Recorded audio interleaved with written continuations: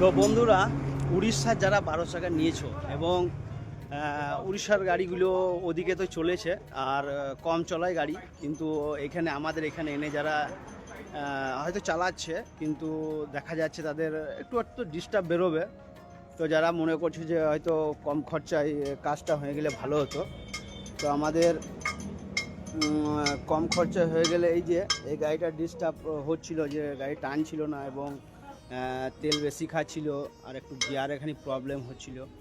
তো গিয়ারের প্রবলেমটা তো ছোট একটা জিনিসের জন্য হচ্ছিল এবং গাড়ি টানছিল না, তেল খাচ্ছিল, এর ক্লাচ প্লেটটা চলে গেছিলো বন্ধুরা।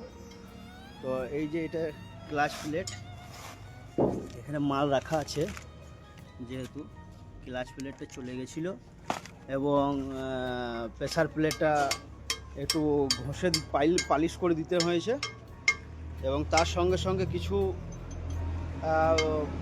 পিন বুশ যেগুলো চেঞ্জ করলে ফিঙ্গারের মাল, সেগুলো কিছু দিয়েছে এবং 2-4টে স্প্রিং নতুন, এবং পুনরায় এটা সেটিং হয়ে যাবে এবং কাজটা সাকসেসফুল হয়ে যাবে কম খরচার মধ্যে।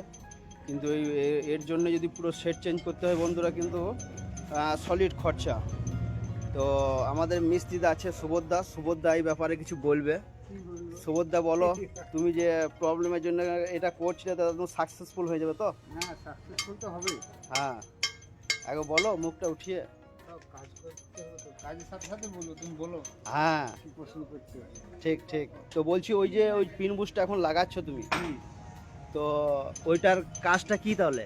তারপরে এটা ফিঙ্গারগুলো খেলবে, ফিঙ্গারগুলো খেলবে এবং হ্যাঁ। প্যাডেল, যে ড্রাইভার যে প্যাডেলটা করবে, দাববে, খুব ইজি হবে আর Easy সাটাক হবে। করে গিয়ারটা লাগবে। লাগবে।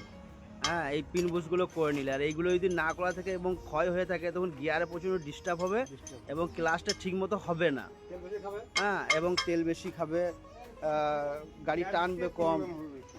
প্রবলেম হবে। তো বন্ধুরা, চলছে কাজ, আর দেখা হচ্ছে ফের নেক্সট ভিডিওয়। ভালো থাকবেন, সুস্থ থাকবেন বন্ধুরা।